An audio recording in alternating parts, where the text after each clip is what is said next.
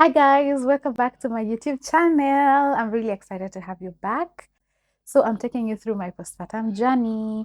While I'm doing this, I'm really hopeful that or I believe that it helps someone out there. It encourages a mom out there because when we also get I also get encouraged by hearing other people's stories and how they were able to get through their phases and seasons.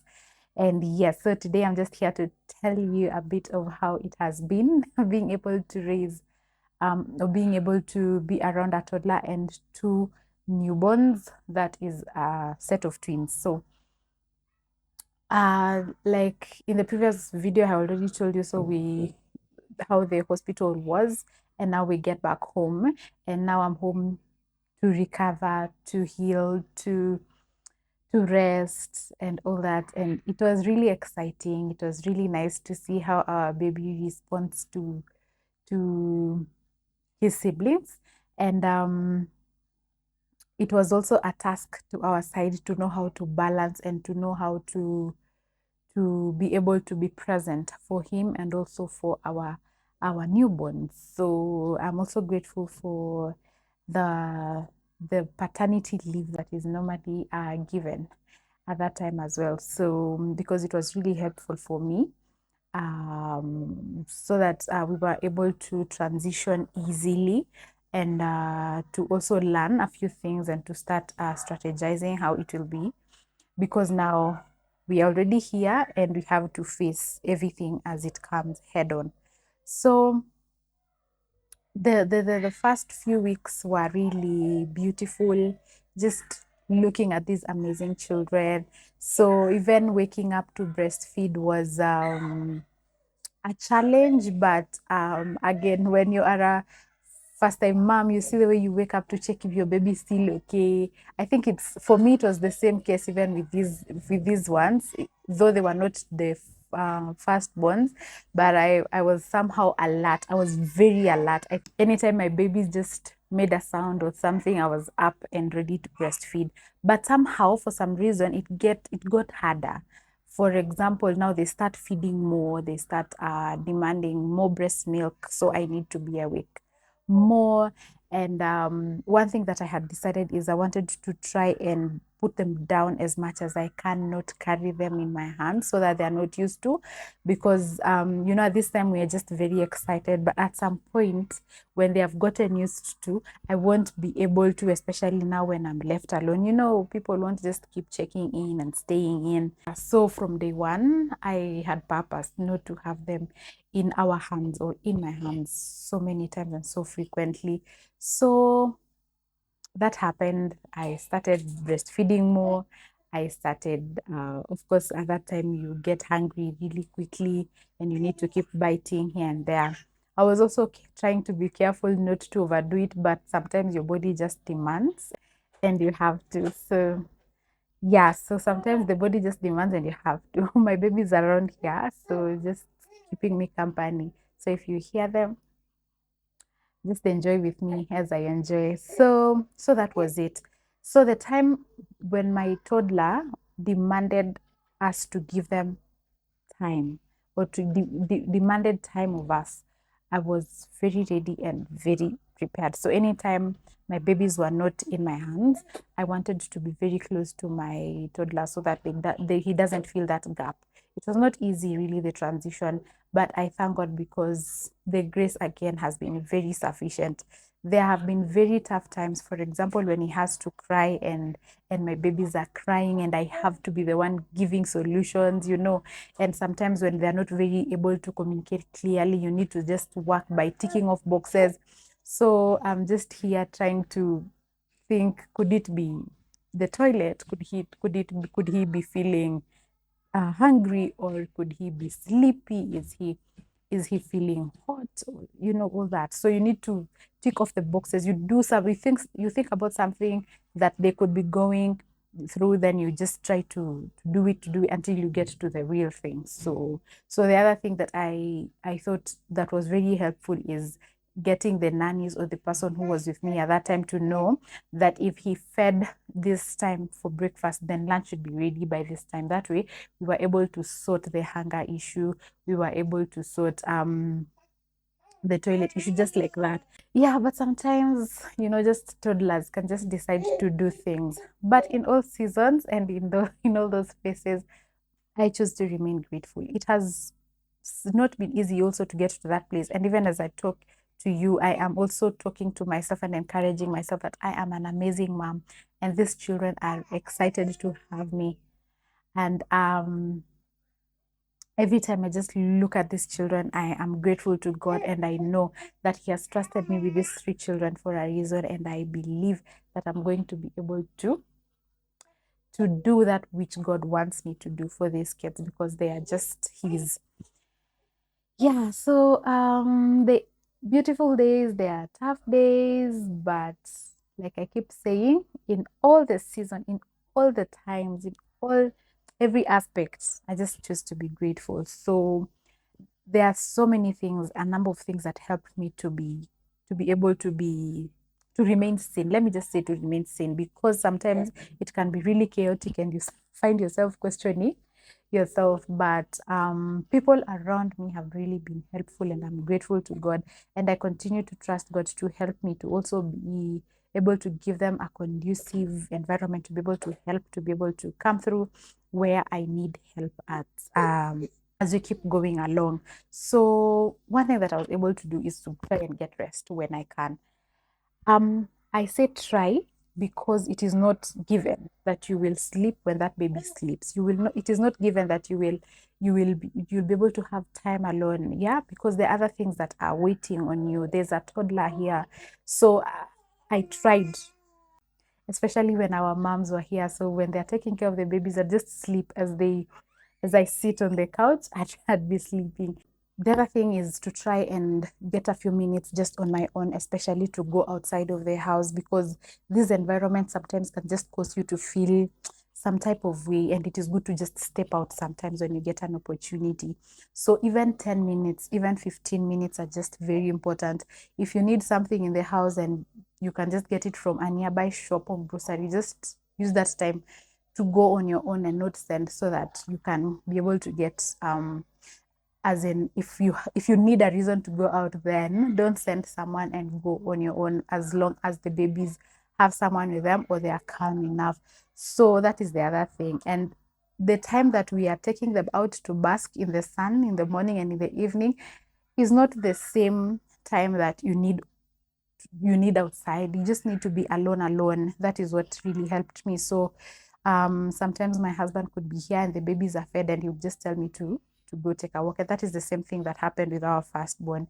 And it was really, really helpful for just your mental state, at that time, because you are in the house and it's all cries, just feeding, just feeling so many things. So going out to get a breather was really helpful for me. So rest, going out a little bit. The other thing is, just when I wake up in the morning, I prepare like I'm going out, literally. Yes, so like I dress up in fresh clothes. I ensure my hair looks tidy. And about my hair, actually, is the reason why I did these temporary locks, is because I did not want to get to a point where I need to go to the salon for like 3-4 hours, and or get to a point where I'm feeling like I'm so untidy and there's nothing I can do about it, because I have two kids. When it's one newborn, and sometimes it can actually be hard to get those 2 hours to go out to the salon, especially in the beginning. I just decided that before I went on for delivery, I installed the temporary locks. This way I knew I had like 9 months to 1 year without having to spend a lot of time in the salon. So for this, like, I just need to get a person who comes to retouch, and that is just for 1 hour. When he comes in or she comes in, it takes an hour and my hair is ready, and I just feel all fresh again. So that waking up to prepare and to look like I'm going out. The other thing that helped me is to ignore what is not very important. Just let go of some things. For example, you do not need to be very perfect. Some things I think I already said in a video long ago, I think somewhere last year, is that things must not look the way you always want. Sometimes if they are not as good as they should, it is good to sometimes ignore. It can really be hard, and there are things that are really small and you feel like, I this one could have been done, this one someone should have been able to manage. There are those ones, but then there are others that if a pillow is not where it should be, it's not a big deal. Rather, for me, I thought I can really ignore that one for the sake of my peace of mind. Also, lowering my expectations. Sometimes we expect someone else would know what we want, or sometimes we expect that something would be done exactly how we want them.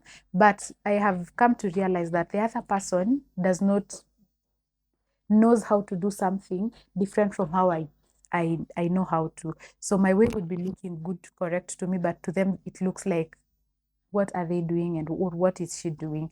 So it's also good to give someone leeway and to lower expectations, so that when, for example, something seemed to be looking like it's going wrong on my end, I do not need to overreact, because I realized that used to make me feel so bad. And I kept on complaining and wondering why this person can't get it, however much you keep saying. So it's good to also just lower expectations. If you can, do away with it. Have almost zero expectations, so that you can just be able to concentrate in that season and be able to keep your mind okay, for lack of a better word, so that you remain sane and everything. The other thing is accept help. I think I mentioned somewhere that sometimes for me it's not easy to ask for help. Accepting help is something else. Asking for help is something else. You see the expectation thing. So like you expect someone has seen something, has seen that this table is not clean and they should wipe, but they could just not be seeing it. So you can just ask them. That one for me has been a hard thing to do, to have to ask someone to do something that they can see, really hard. But I am learning to do it. I think, especially, let me say, I think also it depends on our upbringing. For us, by the time something is found not how it should be, you already know, you can already tell. And I'm a firstborn, so it was really a big issue. So sometimes I tend to maybe expect or over expect, and it is not right at all. I have learned, and I keep trying to do differently, because the other person would also be wondering why I'm not doing something, because to them it looks like it's very obvious. So I'm also trying to understand that and to realize that it can be either of the ways. So there's no need to carry grudges or make big deal out of such simple situations. I would like to tell you, mother of a newborn or a toddler or a teenager or an adult, that you are doing an amazing job, and you should not doubt that. Sometimes when you get yourself feeling like you are doubting yourself, try to affirm yourself. Try to confirm to yourself that you are enough, that you are doing your best. That little that you're able to give is your best. And this is a reminder that I need to big up all the moms that wake up every morning to go to work. Leave your kid with either a stranger, or even if it's a family member, every day to go to work, Monday to Friday, 8 to 5. You are doing amazing. Being able to deliver at work, being able to deliver back at home, remain sane. I am just so proud of you wherever you are. If you're watching this video right now, or if you know someone, just keep encouraging them. Tell them, confirm to them that they are doing an amazing, amazing, amazing job, both a mother or a father. That the fact that you go away and have to come back and still fill every gap, to the extent that your baby doesn't feel like there's a gap here or there, you are really doing an amazing job. If you're a stay-at-home mom, if you're a mom doing business, whatever capacity that you are in, I think I've gotten to a place where I really appreciate every mother, every woman, every girl out there who is just desiring things, because I realize even from our upbringing, the challenges that we've gone through in our teenage, in our adulthood, in our seasons, there's something that maybe has made us stronger, or it's something that maybe has discouraged us along the way. But if you're watching this video, I would like to tell you that you are doing an amazing job. You deserve the very best, and you can give yourself that very best without even having to expect from anyone. So thank you guys for watching this video. Please remember to give it a thumbs up, subscribe, share it, tell a friend to tell a friend. If you know someone who has not subscribed to this channel, you better tell that one person to subscribe today. And I'm excited to see you in my next video. Hopefully I'm going to be hosting someone, so you better be ready for that. I love you so much, so much, and I'll see you in my next one.